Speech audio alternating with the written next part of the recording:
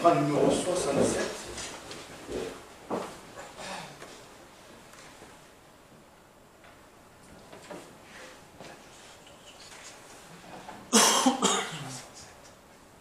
Numéro 67. À l'agneau sur son trône. Il est digne de toute louange, de toute adoration.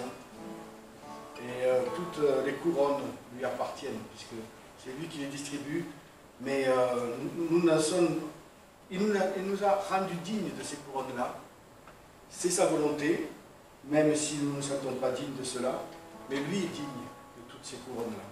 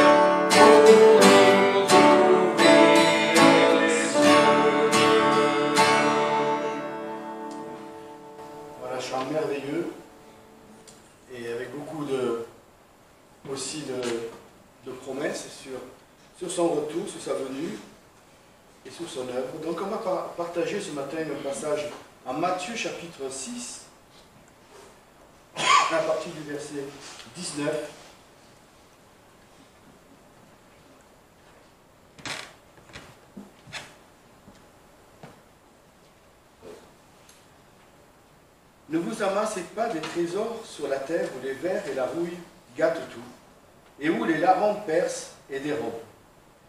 Mais amassez-vous des trésors dans le ciel, où les vers ni la rouille ne gâtent rien, et où les larrons ne percent ni ne dérobent point. Car où est votre trésor, là sera aussi votre cœur. L'œil est la lumière du corps. Si donc ton œil est sain, tout ton corps sera éclairé. Mais si ton œil est mauvais, tout ton corps sera ténébreux. Si donc la lumière qui est en toi est ténèbre, combien seront grandes ces ténèbres? Nul ne peut servir de maître, car où il haïra l'un et aimera l'autre, où il s'attachera à l'un et méprisera l'autre. Vous ne pouvez servir Dieu et Mammon.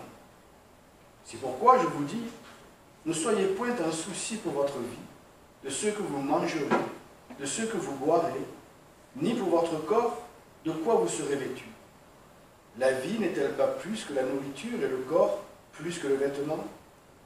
Regardez les oiseaux de l'air, car ils ne sèment, ni ne moissonnent, ni n'amassent dans des greniers, et votre Père céleste les nourrit. N'êtes-vous pas beaucoup plus qu'eux? Et qui est-ce d'entre vous qui, par son souci, puisse ajouter une coudée à sa taille? Et pour ce qui est du vêtement, pourquoi n'êtes-vous en souci? Observez comment les lys des champs croissent. Ils ne travaillent ni ne filent. Cependant, je vous dis que Salomon même, dans toute sa gloire, n'a point été vêtu comme l'un d'eux. Si donc Dieu revêt ainsi l'herbe des champs, qui est aujourd'hui, et qui demain sera jetée dans le four, ne vous revêtira-t-il pas beaucoup plus tôt aux gens de petite foi? Ne soyez donc point en souci, disant, que mangerons-nous, que boirons-nous, ou de quoi serons-nous vêtus? Car ce sont les païens qui recherchent toutes ces choses. Et votre Père céleste sait que vous avez besoin de toutes ces choses-là. Mais cherchez premièrement le royaume de Dieu et sa justice, et toutes ces choses vous seront données par-dessus. Ne soyez donc point en souci pour le lendemain, car le lendemain aura souci de ceux qui le regardent. À chaque jour suffit sa peine. Alors demain commence cette nouvelle année 2024, et certainement il y aura beaucoup de vœux, on souhaitera les meilleurs vœux aux uns aux autres, et peut-être aussi à soi-même, bien sûr. Mais la meilleure façon de commencer cette nouvelle année 2024, et même de la vivre, c'est en s'appuyant sur les promesses du Seigneur, qui nous dit « Ne craignez point, tout est déjà arrangé, tout est déjà prêt. Chaque journée de cette année 2024 est déjà préparée par le Seigneur. » La foi ne devrait pas dire « Dieu y pourvoira », mais la foi devrait dire « Dieu y a pourvu ». Parce qu'effectivement, le Seigneur connaît chacune de ces journées et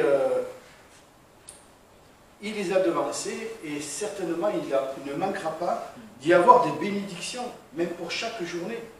Ne serait-ce que d'être dans la présence du Seigneur, c'est une bénédiction. Et le Seigneur nous dit, ne vous inquiétez pas, quoi qu'il puisse vous arriver, tout est prévu. J'ai déjà tout préparé. Allez-y, confiant, et sachez que je prends soin de vous. Sachez que vous ne manquerez de rien. Et quand il dit vous ne manquerez de rien, c'est pas oui, ne vous inquiétez pas, vous aurez votre pain, votre eau. C'est pas ça. Il nous parle des lys qui étaient faits d'une façon plus glorieuse encore que Salomon n'a jamais été. Et il nous dit vous êtes encore mieux que ces lys-là. Donc le Seigneur ne nous promet pas seulement qu'il ne nous manquera rien, mais que nous aurons tout ce dont nous aurons besoin. Tout ce dont nous aurons besoin. Et commencer cette année en se disant, Seigneur, il est merveilleux de savoir que tu l'as déjà tout préparé pour moi. C'est la meilleure façon de commencer et même de vivre cette année. S'il y a, effectivement, il y aura des épreuves, il y aura certainement des choses qui vont nous arriver durant cette année. Eh bien, là encore, le Seigneur a déjà tout préparé et tout prévu. Donc, ne nous soucions pas même du lendemain. Il peut arriver, effectivement, là par exemple, je pensais à... on sait que chaque année, malheureusement, il y a des dizaines, voire des centaines de voitures qui vont rouler cette nuit. Voilà. Bon, je ne dis pas que ça va nous arriver, mais ce genre de choses, voilà, tout d'un coup, on n'a plus de voiture. Comment on va faire pour travailler, comment on va faire pour ceci, pour cela? Eh bien, ne vous inquiétez point. J'ai déjà prévu. Vous ne manquerez de rien, a dit le Seigneur. Et nous devons nous appuyer sur cette promesse. Et il y a aussi, le Seigneur a aussi un vœu pour nous. En tous les cas, dans ce passage, il a un vœu, c'est au verset 20, que nous nous amassions des trésors dans le ciel. Et là aussi, c'est son désir le plus cher de ne pas nous amasser des trésors sur la terre, mais des trésors dans le ciel. Là, nos trésors, notre argent, car là on continue dans le côté financier, matériel, placer nos biens, notre engagement, notre cœur dans les choses du ciel, c'est le meilleur placement, parce que les intérêts sont extraordinaires. Le Seigneur dit, celui qui est juste dans les petites choses, on lui confiera des grandes choses. Et donc nous voyons que un petit pas, un petit investissement, ne serait-ce qu'un petit investissement dans le royaume de Dieu, les récompenses dans le ciel seront extraordinaires. Et nous savons que dans ce monde, beaucoup de gens, par exemple, achètent des maisons avec des crédits de 20, 30 ans quelquefois. C'est énorme de s'engager sur... voilà, ils misent tout sur ce monde-là. J'ai une maison, elle est à moi. Ils ne savent même pas s'ils vont pouvoir aller jusqu'au bout de la dette. D'autres disent, mais comme ça, à la retraite, je gagnerai moins, je n'aurai pas de loyer. Ils ne savent même pas s'ils atteindront la retraite. Mais pour nous, nous savons que ce que nous mettons dans le ciel, eh bien, nous le retrouverons, c'est sûr. Si nous sommes à Christ, nous sommes certains de retrouver ces choses-là. Et ce que le Seigneur nous dit, c'est que là où est votre cœur, là est votre trésor. Et c'est vrai que ceux qui donnent pour les œuvres du Seigneur, ce sont ceux qui sont souvent engagés. Parce qu'ils ont à cœur de voir l'œuvre du Seigneur avancer. Ils ont à cœur, ils prennent plaisir de savoir que, voilà, ici il y a une église qui s'est ouverte, ici il y a un travail qui se fait, ici il se passe quelque chose. Ils sont heureux de le savoir. Et ils veulent, et ce bonheur les pousse à vouloir y participer quelque part. Ils disent, qu'est-ce que je peux faire moi aussi? Qu'est-ce que je peux faire? Je voudrais les aider, je voudrais faire quelque chose. Que ce soit ailleurs ou que ce soit ici, quand notre cœur est dans quelque chose, on est prêt à investir dans cette chose-là. Et il y a de la joie. Lorsqu'on sait qu'on a donné ne serait-ce que 10 euros pour qu'un bâtiment se construise, parce que je n'ai pas beaucoup d'argent, je donne 10 euros. Et si on est 3000 à donner 10 euros, ça fait 30 000 euros déjà. Et puis tout d'un coup, on apprend que voilà, le bâtiment est presque fini, tout ça. Mais le Saint-Esprit nous remplit de joie et de louange pour le Seigneur, ne serait-ce que ça. C'est investir dans le Seigneur. C'est investir dans l'œuvre du Seigneur. Parce que le but, c'est quoi? Le but, c'est l'œuvre du Seigneur. Le but, c'est l'avancement de l'œuvre du Seigneur. Et donc, voilà, c'est le vœu de Christ pour nous. Amassons-nous des trésors dans le ciel, car nous recevrons notre récompense. Et déjà, nous pouvons dire que nous la recevons sur la terre. Et la promesse que Dieu fait, c'est que ne vous inquiétez pas. C'est pour ça qu'il parle de tout ça. Ne vous inquiétez pas. Vous dites, oui, mais moi, si je mets de l'argent dans ceci ou dans cela, mais s'il m'arrive, ne vous inquiétez pas. Tout est prévu. Tout est arrangé. Vous ne manquerez de rien. Si vous me faites confiance, le Seigneur est fidèle et il ne va pas trahir notre confiance en lui. Et voilà, donc pour cette année 2024, si nous sommes déjà engagés, le Seigneur va nous dire persévère, continue, comme ça, c'est très bien mon enfant, mais si le Seigneur nous encourage, nous exhorte à nous engager un peu plus dans l'œuvre du Seigneur, eh bien, ne soyons pas timides, ne soyons pas... la foi, c'est de faire les choses. Marcher par la foi, c'est de faire quelque chose. Se dire... quand on ne fait pas quelque chose, c'est que quelque part on n'y croit pas. Et quelque part il y a un doute. Quelque part on n'est pas sûr d'obtenir ce qu'on espérait. Et là, ça remet en question même la parole de Dieu, même sa personne. Et donc, voilà, ne manquons pas cette nouvelle année de commencer avec j'allais dire de bonnes résolutions. Ce n'est pas de bonnes résolutions, c'est de commencer sur les bonnes bases. Seigneur, tu as déjà tout préparé. Seigneur, oui, je veux te donner encore plus en cette année que je ne t'ai donné jusqu'à présent. Voilà, et je pense que c'est bien commencé cette nouvelle année. On va continuer dans nos chants avec le numéro 152. Il me conduit.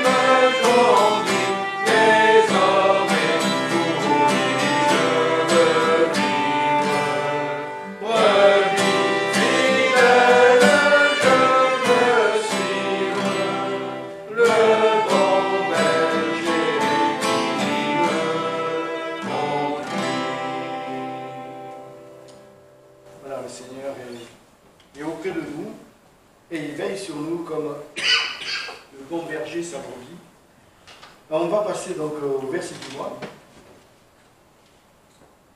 Il y a 1 Pierre 4, verset 14.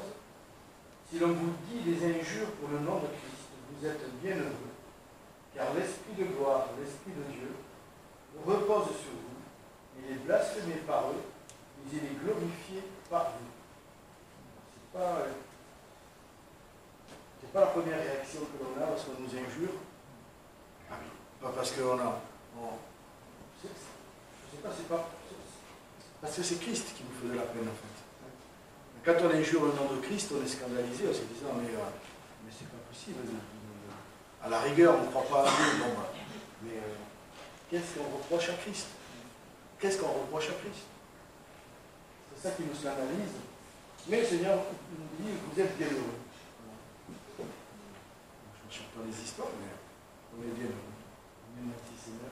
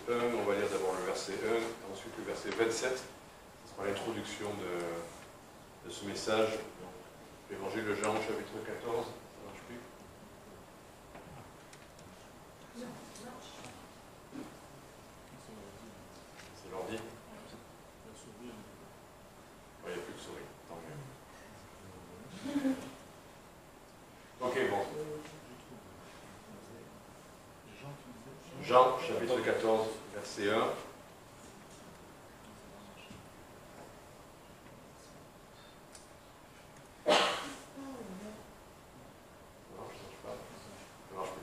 Ok. Bon, c'est pas compliqué, je vais vous le lire. Donc.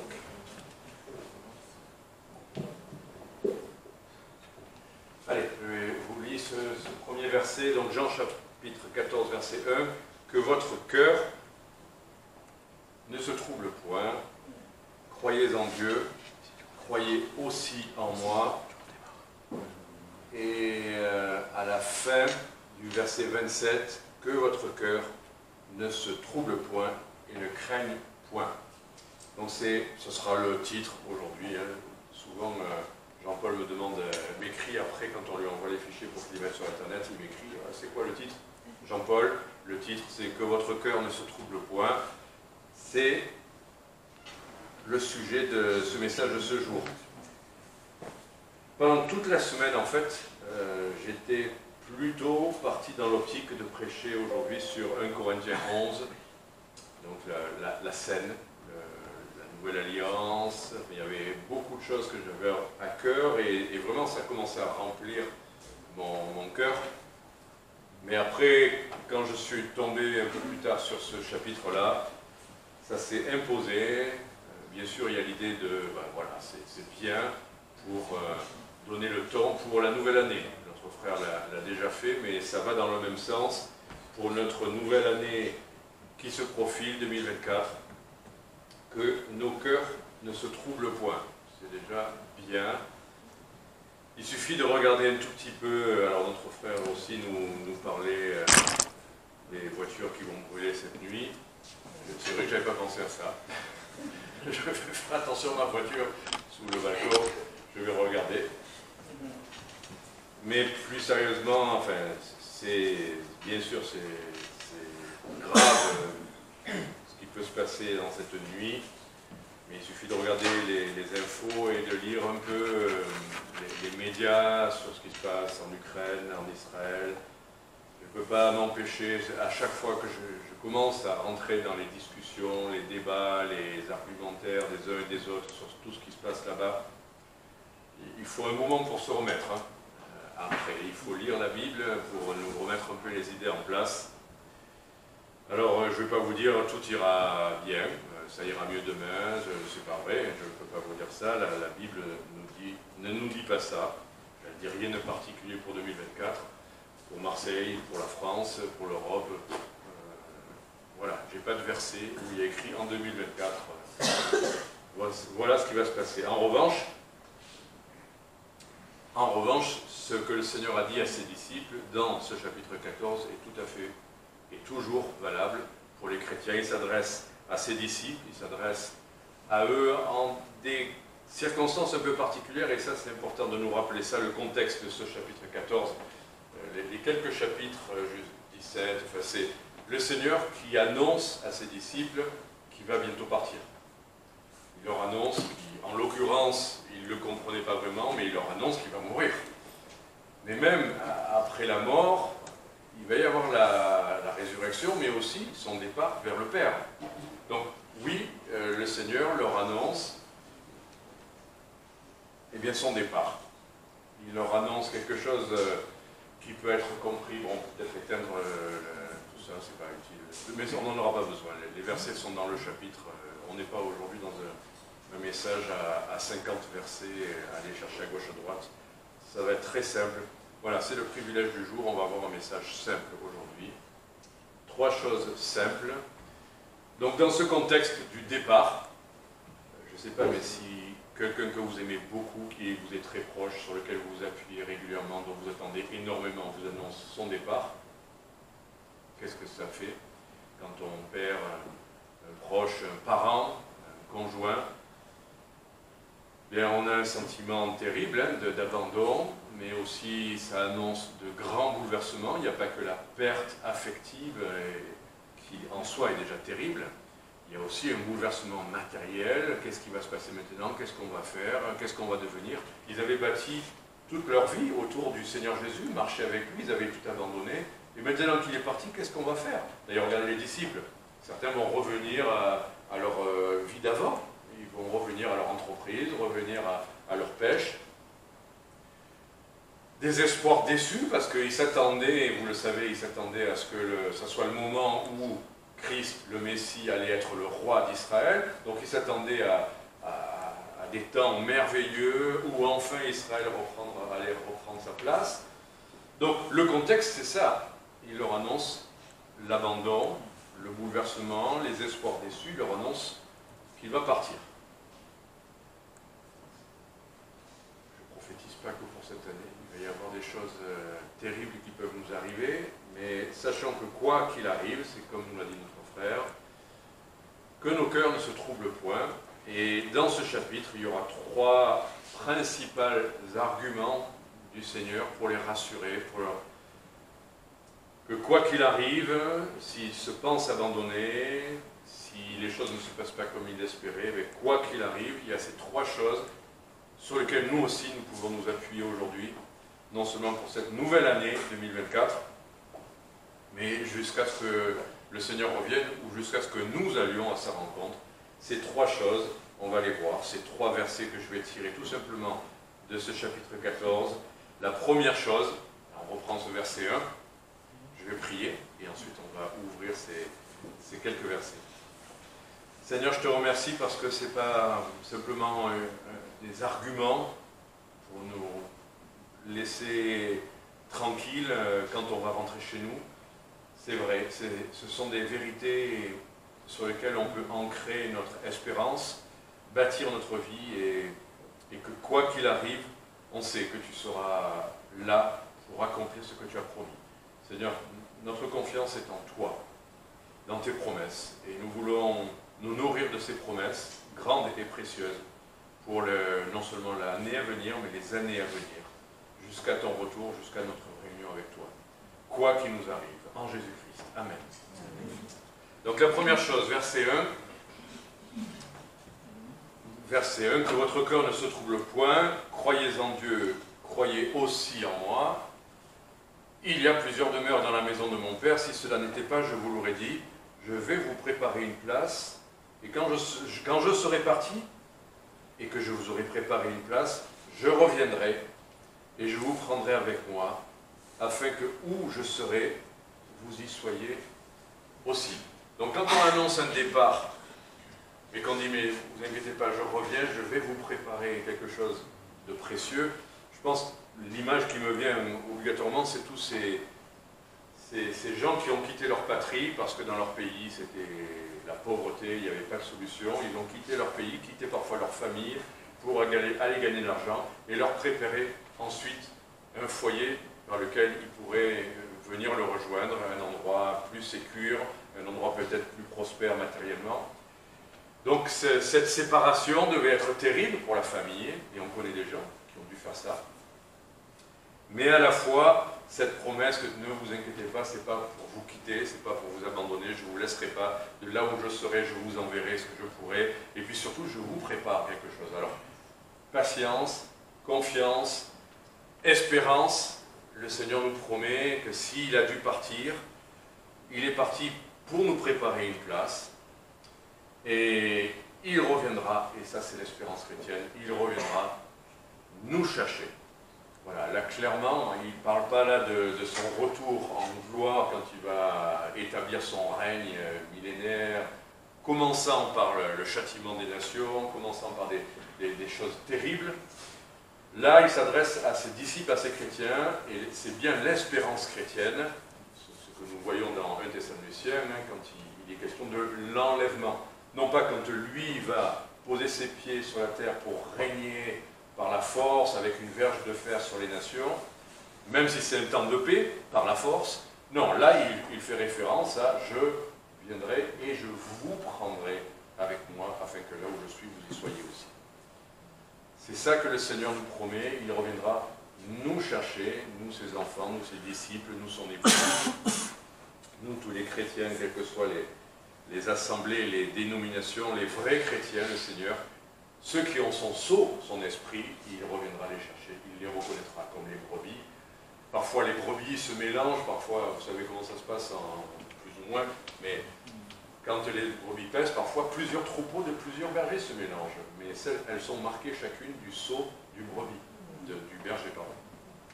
Et au moment où les bergers viennent avec leur voix chercher leur propre brebis, les brebis entendent la voix de leur berger, elles le reconnaissent et elles vont le suivre, elles vont aller avec lui pour aller à la bergerie. C'est comme ça que ça se passe. Mais après, il n'y a pas de dispute, il n'y a pas de discussion, il n'y a pas une brebis qui va se tromper de berger et qui va aller dans l'autre troupeau. Si jamais ça pouvait arriver, de toute manière, les brebis sont marquées, elles sont scellées du berger. Les chrétiens ont reçu le Saint-Esprit, on va voir ça aussi, c'est le deuxième argument. On a vu qu'il revient nous chercher, c'est notre espérance. Quoi qu'il arrive, le Seigneur ne va pas nous abandonner, il revient nous chercher. Mais le deuxième argument, c'est justement, là je commençais à effleurer l'idée du Saint-Esprit, c'est ce que le Seigneur dit au verset 16 et verset 18. Verset 16, pardon, 17 et 18. Et je prierai le Père qui vous donnera, étonnant, un autre consolateur. Déjà Jésus-Christ se considérait comme un consolateur. Celui qui se tient à côté, celui qui veille sur eux, qui leur parle, qui leur fait du bien. Donc le bon berger était là avec ses brebis, mais il va leur envoyer un autre consolateur qui prendra soin d'eux pour demeurer éternellement avec vous. Donc cet Saint-Esprit ne quittera jamais. Je vous ai parlé du sceau du Saint-Esprit. Celui qui a reçu l'Esprit de Dieu ne le perd jamais. C'est une promesse du Seigneur, nous sommes scellés et il demeure éternellement avec nous. Donc comment être plus catégorique, plus rassurant que de dire celui qui a l'Esprit de Christ lui appartient. Celui qui a l'Esprit de Dieu, l'Esprit de Christ c'est l'Esprit de Dieu, ça c'est développé. Eh bien celui-là est en sécurité parce que l'Esprit ne le quittera jamais. Il lui appartient. C'est son sceau. On a vu la marque. Quoi que vous fassiez d'une brebis qui a été déjà marquée, elle peut s'égarer, elle peut tomber, elle peut plein de choses, mais elle sera toujours marquée, elle appartiendra toujours au berger. Et bien voilà, c'est la promesse du Seigneur que cet autre consolateur demeurera éternellement avec nous. Verset 17, l'esprit de vérité, important, l'esprit qui aime la vérité, qui aime qu'on reste nous dans la vérité, que le monde ne peut recevoir, le monde ne comprend pas. Ne peut pas recevoir l'Esprit de Dieu, parce qu'il ne le voit point, ne le connaît point, mais vous, vous le connaissez, parce qu'il demeure avec vous, et qu'il sera en vous. Je ne vous laisserai point orphelin, je viens à vous. Cette petite phrase finale, elle est un peu énigmatique. Je ne vous laisserai point orphelin, je viens à vous. Là, est-ce qu'il fait référence à quand il vient par son esprit, ou quand il va revenir les chercher, votre ami? Juste pour stimuler les ménages. C'est pas une question... Hein? Dans le contexte, je crois que c'est l'esprit, là. Mais c'est étonnant parce qu'il dit « je viens à vous ». À la fois, au début, il a dit « je vous envoie un autre consolateur », donc quelqu'un qui n'est pas lui. Parce que si vous dites « je vous envoie un autre », c'est pas lui. Et à la fois, il dit « je viendrai à vous ». C'est la difficulté pour notre cerveau de comprendre à la fois que ça puisse être autre que nous et à la fois nous. C'est bien ça que le Seigneur nous dit, et quand on discute sur la personne de Dieu, qui est à la fois un, mais à la fois avec trois manifestations différentes, tout en étant qu'une.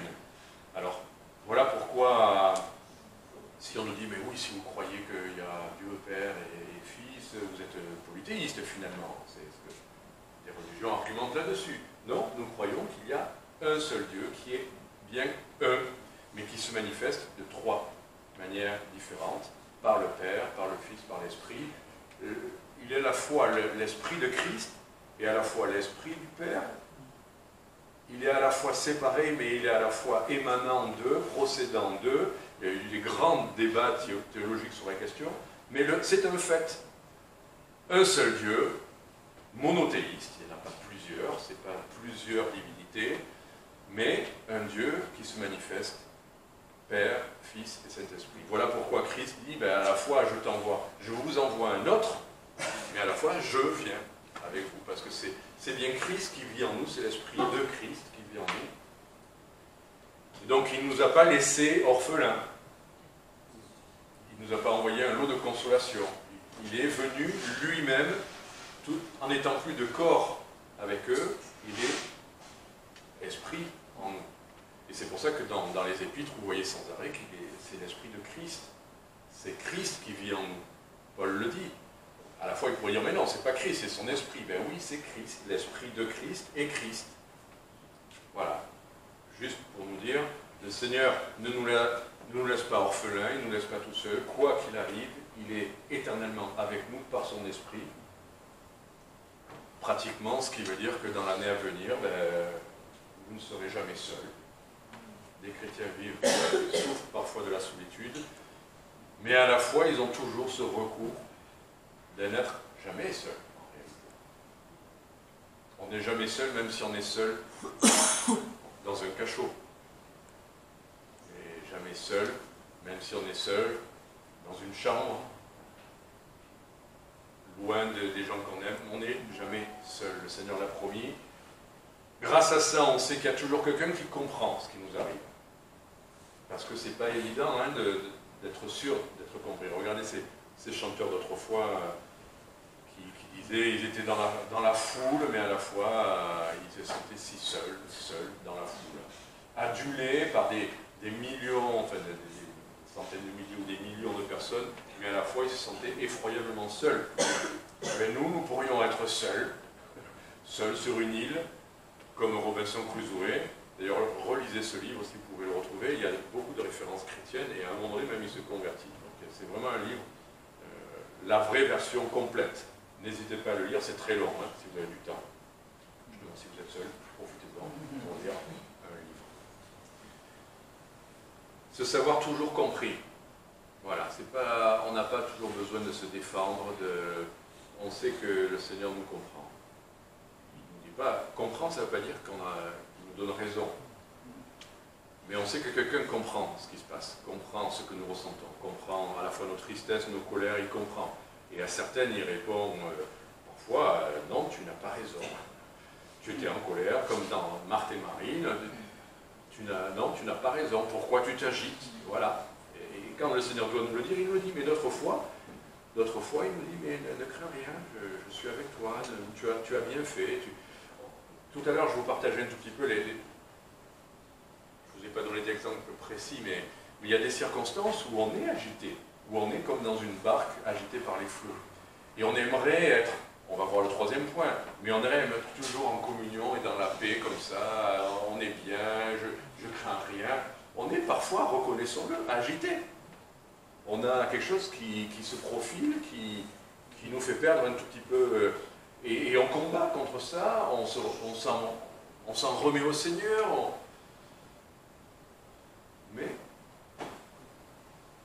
mais le Seigneur voit tout ça, et il sait quand notre agitation peut s'apaiser, et doit s'apaiser, ou il sait qu'on lui fait, malgré notre agitation, on lui fait confiance. C'est ça. Notre agitation, elle est superficielle. C'est comme il y a du vent, en surface, effectivement, ça s'agite, mais au fond, on a la paix du Seigneur. Et c'est important de nous rappeler ça, de ne pas bâtir notre perception de notre relation avec Dieu. Si on a une petite agitation à un moment donné, parfois c'est nécessaire parce qu'il y a quelque chose à faire. Et si on n'est pas agité, il n'y a rien qui va se faire. Donc il ne faut pas confondre l'incrédulité. Il arrive des circonstances où on va être agité, mais au fond de nous-mêmes, nous continuons à lui faire confiance. Au fond de nous-mêmes, nous sommes en paix. Au fond de nous-mêmes, on sait qu'il sait et on sait que ça ira. Voilà. Donc ne pas se culpabiliser parfois de petites agitations de surface au fond de nous-mêmes, malgré des agitations, malgré des craintes. Mais si c'est une agitation profonde et un manque de confiance en lui, il saura nous le dire. Il saura nous dire, oh, comme à la tempête, tais-toi. Voilà, ça suffit. On t'a assez entendu, calme-toi. Et le Seigneur saura nous le dire si c'est nécessaire. Donc voilà, le Saint-Esprit nous comprend, nous aide, nous conseille, il peut nous corriger, nous comprendre, mais il est toujours là. Il est toujours notre ami, il a toujours raison. C'est ça qui est bon de se rappeler. Le Saint-Esprit n'est pas là pour nous donner raison, le Saint-Esprit est là pour nous amener à vraiment faire confiance au Seigneur. C'est ça le troisième point qu'on va voir. Verset 27, parmi les grandes bénédictions que le Seigneur nous a laissées, en nous laissant, quand il est remonté, verset 27, je vous laisse la paix. Je commençais à en parler un tout petit peu. La paix, on croit toujours, c'est la paix. Non. Quelque chose de plus profond que ça, je vous donne ma paix, je ne vous la donne pas comme le monde la donne, que votre cœur ne se trouble point et ne craigne point. Voilà, il nous a laissé sa paix. Sa paix. Est-ce qu'on a bien compris ce que ça veut dire toujours? La paix qu'il nous a laissée. Alors je vais être très simple d'abord. Romains chapitre 5 verset 1. La paix qu'il nous a laissée, c'est une paix. On chante ce cantique, paix parfaite. Paix parfaite. Romains chapitre 5 verset 1. La première idée, c'est, et on a besoin de se rappeler ça, c'est que déjà, on est justifié par la foi et nous avons la paix avec Dieu. Par notre Seigneur Jésus-Christ. Nous pouvons, dans certaines circonstances, n'être pas en paix les uns avec les autres, ou pas en paix avec des gens qui nous veulent du mal, ou pas en paix parce qu'on n'arrive pas à accepter que quelqu'un nous ait dit telle ou telle chose. Ça peut nous arriver. Et on a du mal parfois à digérer certaines choses. On a du mal à pardonner à des gens qui nous ont fait du mal injustement. On a du mal. Et on aimerait dire, ah, j'ai la paix avec ça. Et il y a des gens qui me disent, ils ont la paix, mais ils n'arrêtent pas de se plaindre et critiquer. Oui, oui, oui, non, je t'ai pardonné, j'ai la paix. Mais en fait, dès qu'ils ouvrent la bouche, on voit bien qu'ils ne sont pas en paix avec ça. On ne sera pas toujours, on devrait, mais on ne sera pas toujours en paix avec tout le monde. Notre frère qui était en Israël, son cœur était quand même assez, et on le comprend avec ce qui s'est passé au tout début. Voilà, ils ont perdu leur foyer, ils ont dû quitter le pays là-bas. Avoir la paix quand on a massacré des gens dans les deux camps, on pourrait dire aujourd'hui. Les deux camps, on se renvoie. Avoir la paix, soyez en paix avec les gens qui ont tué vos proches, vos familles et tout ça. Quelle que soit la circonstance, reconnaissons que humainement, avoir la paix quand on nous a fait ça, c'est dur. Quand je lis des témoignages de chrétiens, voilà, relisez si vous voulez le messager de la paix, justement. J'aime bien parce que les témoignages qu'ils donnent à chaque fois, ils pourraient se plaindre de l'oppression communiste, ou de l'oppression ci, ou ça, ou ça, ou ça. Mais ils voient sans arrêt les choses à faire, ils ne critiquent jamais les ennemis, ils témoignent du Seigneur là où ils sont. Il y a des témoignages en Ukraine, il y a des témoignages à Donetsk, à tous ces endroits-là. Ils se réjouissent que leurs assemblées sont débordantes. Un disait on était 500 régulièrement au culte. Enfin, ils voient l'œuvre de Dieu dans ces choses-là, au lieu de se plaindre, se lamenter de ce qui se passe. Ils pourraient se plaindre et se lamenter de ce qui se passe, dire du mal des Russes. Mais ils n'en parlent pas de ça. On sait, c'est la guerre.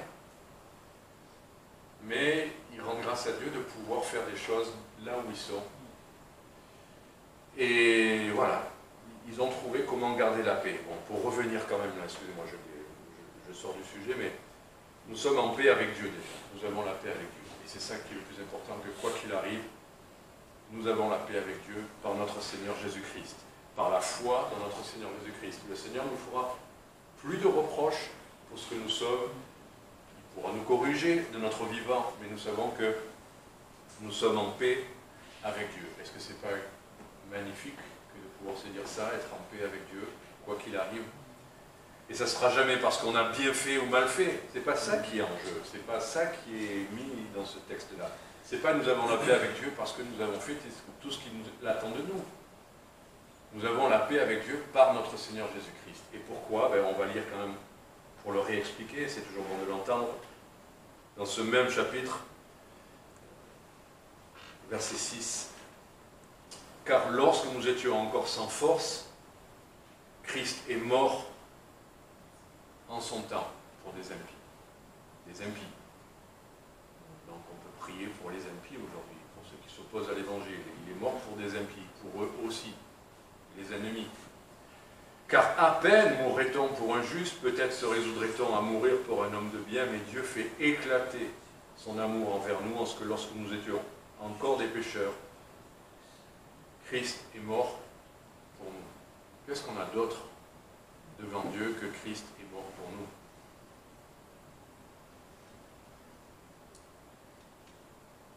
Verset 9. Étant donc maintenant justifiés par son sang, à plus forte raison serons-nous sauvés par lui de la colère de Dieu. Alors, de quelle colère est-il question là? De la colère que Dieu pourrait avoir légitimement de ce que nous ne sommes pas des bons et fidèles serviteurs. Nous avons des états, nous avons des pensées, nous avons parfois des paroles. Quand le Seigneur nous parle de l'amour de Dieu qui est répandu dans nos cœurs, c'était écrit un peu avant, verset 5, l'espérance ne trompe point parce que l'amour de Dieu est répandu dans nos cœurs. Frères et sœurs, est-ce que nous pouvons dire que l'amour de Dieu est répandu dans nos cœurs aujourd'hui? À vous de voir. À chacun de savoir devant le Seigneur, est-ce que l'amour de Dieu est répandu dans mon cœur? Je ne sais pas. Chacun le sait. quoi qu'il en soit, nous sommes sauvés par lui, par Jésus-Christ, de la colère de Dieu. Même en tant, et surtout en tant que chrétien. Et la conclusion, c'est car, verset 10, si, lorsque nous étions ennemis, nous avons été réconciliés avec Dieu par la mort de son Fils, à plus forte raison, étant déjà réconciliés, serons-nous sauvés par sa vie. Nous échapperons à la colère de Dieu, non seulement parce que Christ est mort pour nos péchés, mais parce qu'il a mis sa vie en nous, et que sa vie, c'est la vie de Christ, et la colère de Dieu ne va pas s'abattre sur la vie de son Fils en nous. Nous sommes sauvés. C'est ces deux aspects qu'il faut accepter. Il a déjà payé pour nos péchés, la colère de Dieu est déjà tombée sur lui, et c'est lui maintenant que le Père voit en nous. C'est sa vie qu'il voit en nous, et c'est sa vie qu'il accepte. Et c'est pour ça que Paul dit, ce n'est plus moi qui vis, maintenant, c'est Christ qui vit en moi. Qui est-ce qui va accueillir, qui va être accueilli auprès de Dieu quand le Seigneur va venir nous chercher? Ben, c'est Christ en nous. Et nous serons associés à lui. Et sa vie en nous fait qu'il nous prend. Et il va nous transformer, et pour que nos corps, même sujets à la faiblesse et à la tentation, nos corps même soient glorifiés, et tout en nous sera à la gloire de Christ. Nous, mais Christ. Christ en nous. Et c'est Christ qui est accepté auprès du Père à travers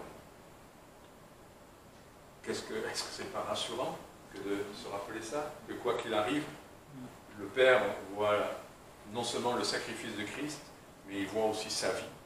Il voit aussi son Fils, il voit aussi son Esprit en nous. Voilà pourquoi le sceau du Saint-Esprit, l'Esprit de Christ, est ce qui fait que c'est l'art, les arts du Saint-Esprit en nous, c'est ce qui fait qu'il va nous glorifier. Parce qu'il a mis les arts en nous, parce que nous avons son Esprit. Et que ça, c'est un sceau qui nous assure que nous serons sauvés par lui, sauvés de la colère et sauvés par sa vie. Voilà, alors il nous laisse cette paix-là, et je voudrais terminer avec un dernier verset, Philippiens chapitre 4, verset 6. Alors, quand je dis, je sais, quand je dis je termine, vous savez que c'est le début de la fin, c'est que le début de la fin du message, dans le bon sens du terme. Mais, ne vous inquiétez pas, c'est un verset, et puis après 3 petits mini-points de conclusion. Philippiens chapitre 4.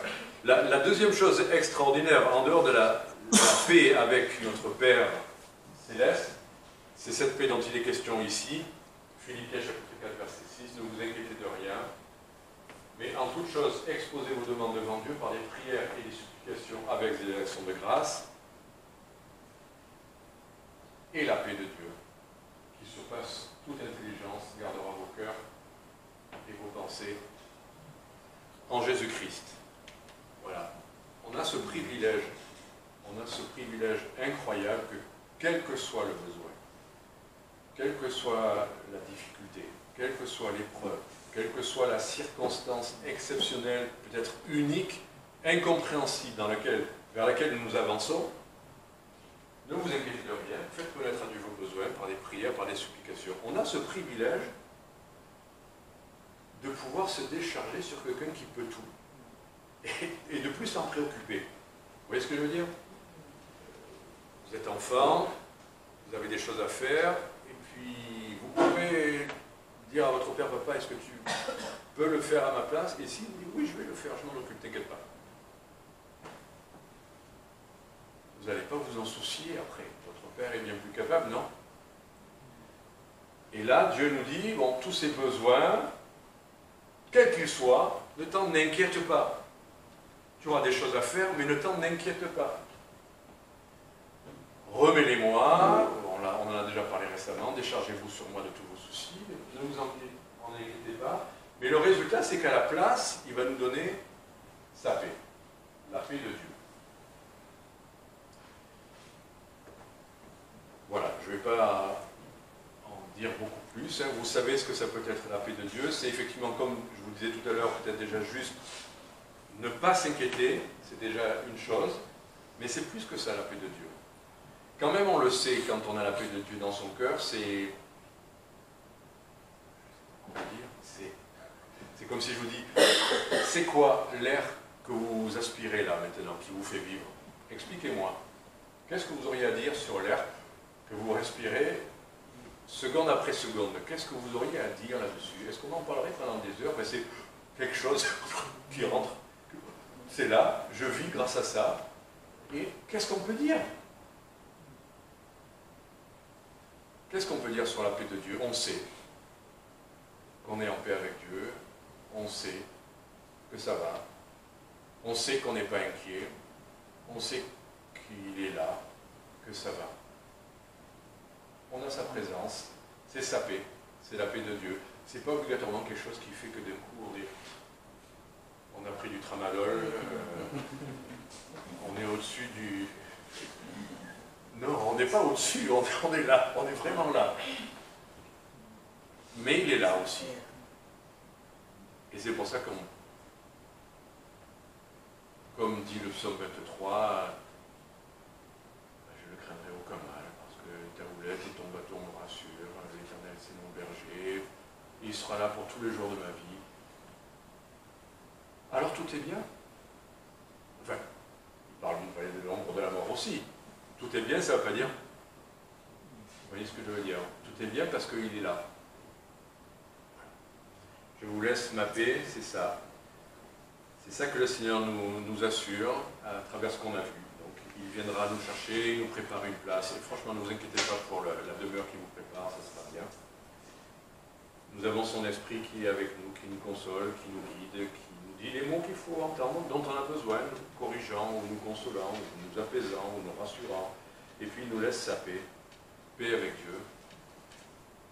Premièrement, et c'est un privilège extraordinaire que d'être en paix avec Dieu, sauvé par lui, épargné de sa colère, juste. Et puis sa paix de pouvoir tout lui remettre et de l'avoir à nos côtés, de l'avoir en nous. Alors, conclusion, est-ce que ça veut dire que pour 2024, on n'a plus rien à faire parce que c'est lui qui fait tout? Tout va bien. Ben oui, il nous dit, bon, voilà, je prépare tout, tu as mon esprit qui vit avec toi tout le temps, tout va bien, et puis tu as ma paix, profite. Mais ben, c'est pas exactement ça qu'il nous dit dans le même chapitre. Revenons quand même à ça, et là c'est la vraie conclusion. Il nous dit quand même quelque chose. Croyez, voilà, que vos cœurs ne se troublent point, croyez en Dieu et croyez en moi. Il faut le croire. C'est pas de l'entendre qui suffit, il faut le croire. Tout ça prend vie quand on le croit. Tout ce dont on a parlé jusque-là, ça sera effectif, réel dans vos vies, dans nos vies, si on le croit. Si on croit, et merci Seigneur, c'est pas de croire en notre foi, c'est croire en lui. C'est tout au final. C'est lui faire confiance. C'est ça la foi. En lui qui est fidèle, en lui qui peut tout, en lui qui ne nous trompera pas. Croire en Dieu et croire en lui, voilà, c'est ce que dit le texte, croyez en Dieu et croyez aussi en moi. Versets 10 à 13, il y a encore ce mot, ne crois-tu pas que je suis dans le Père et que le Père est en moi? Il faut croire que le Père est dans le Fils, que le Fils est dans le Père et que l'Esprit procède du Père et du Fils qui vit en nous. Il faut le croire aussi. Ce n'est pas juste de la théologie, c'est un fait. Et ne nous laissons pas ébranler par les raisonnements des uns et des autres. Un seul Dieu, le Père et le Fils se manifestent de manière différente, mais enfin, bon, je ne vais pas vous faire tout l'exposé. Croyez en Dieu, ne crois-tu pas que je suis dans le Père et que le Père est en moi? Les paroles que je vous dis, je ne les dis pas de moi-même, mais le Père qui demeure en moi fait lui-même les œuvres que je fais. Croyez, là encore, croyez, il faut le croire. Croyez-moi quand je dis que je suis dans le Père et que mon Père est en moi. Sinon, croyez-moi à cause de ses œuvres même. Verset 12, en vérité, je vous le dis, celui qui croit en moi fera aussi les œuvres que je fais, et il en fera de plus grands que celles-ci, parce que je vais vers mon Père. Et ce que vous demanderez en mon nom, je le ferai, afin que le Père soit glorifié dans le Fils. Notre part, c'est quoi? C'est de croire, mais il est aussi écrit, celui qui croit en moi fera aussi les œuvres que je fais. Donc on est impliqué. Croire en lui, c'est pas juste c'est cool, il fait tout. Non, c'est il fera les œuvres, mais il nous faut croire qu'il les fera à travers nous. Mais il faudra les faire.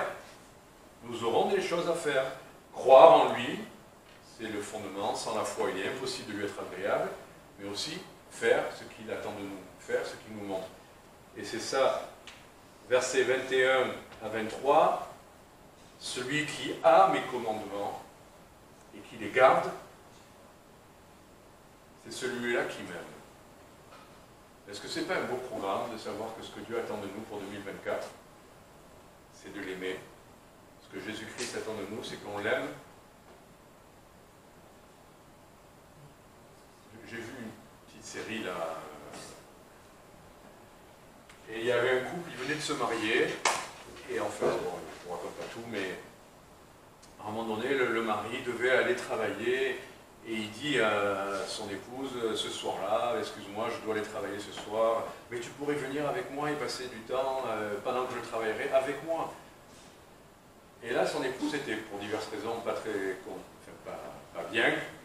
Elle dit, mais pourquoi faire? À quoi ça sert? Qu'est-ce que je vais faire? Et lui, il ne savait plus quoi dire. Il dit, mais être avec moi, quoi. Enfin, on pourra parler, on pourra être ensemble. Et là, non, ça ne m'intéresse pas. Et elle voit, c'était choquant. Hein. Il venait de se marier. Et il lui proposait, ben oui, bien sûr, il ne pourrait pas aller au restaurant ou je ne sais quoi, mais être ensemble, c'est tout ce qui... Et elle, mais quoi? À quoi ça sert?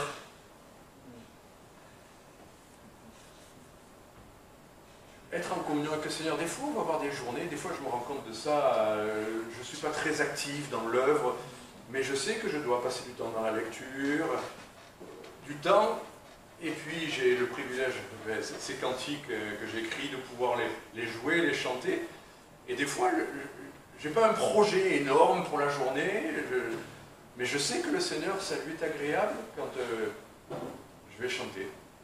Ou pas à tue-tête, hein, je les chante avec la guitare ou dans mon cœur. C'est pas du temps perdu. Tout à l'heure, on parlait de ça, des petites choses dans lesquelles on était fidèles. C'est des fois tout simplement d'écouter le Seigneur, d'être dans sa présence, de chanter peut-être un cantique. Ne croyons pas qu'on a occupé notre temps avec ça. On a fait ce qu'on va faire pour l'éternité. On va le glorifier en chantant pour l'éternité. Alors si vous pensez que chanter un petit cantique, ça n'a pas d'importance dans votre journée, rappelez-vous ce que le Seigneur a dit, celui qui m'aime, oui, il gardera ma parole. Voilà. Et celui qui m'aime sera aimé de mon Père, et je l'aimerai, et je me ferai connaître à lui.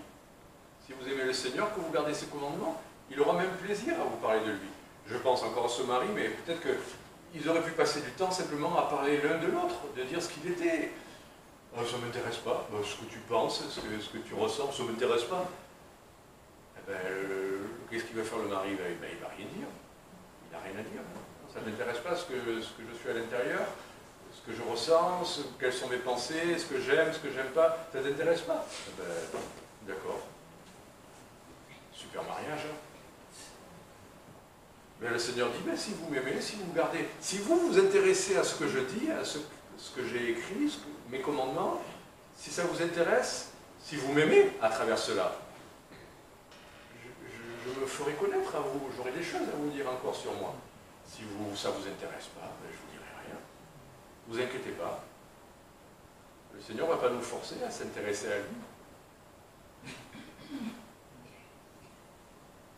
Verset 23, si quelqu'un m'aime, il gardera ma parole, et mon Père l'aimera. Et nous viendrons à lui, et nous ferons notre demeure chez lui. C'est un bon programme hein, de savoir comment on va.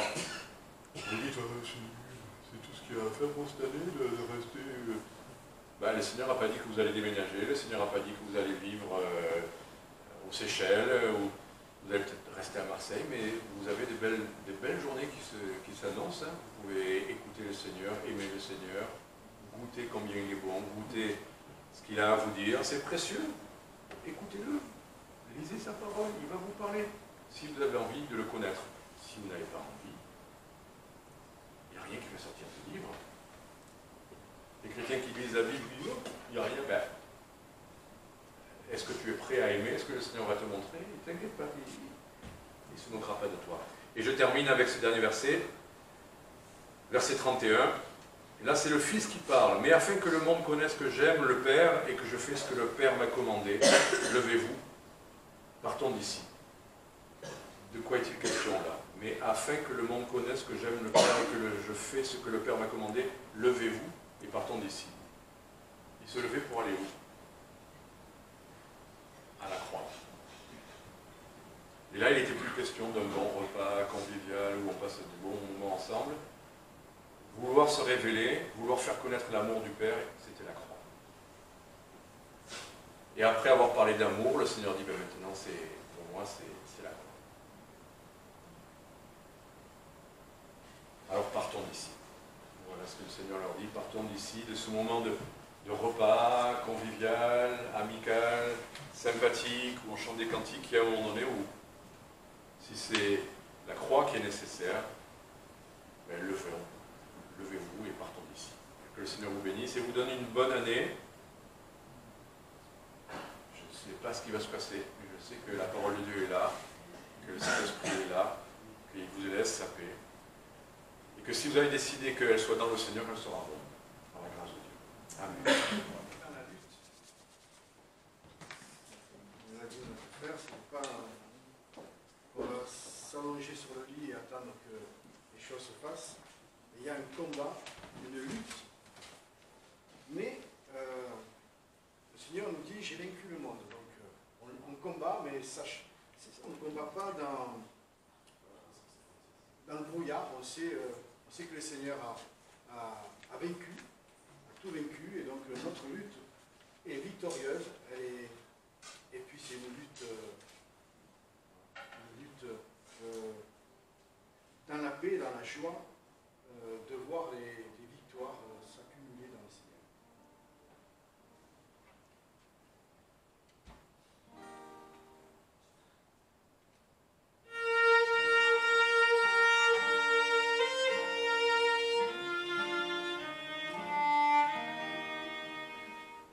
Et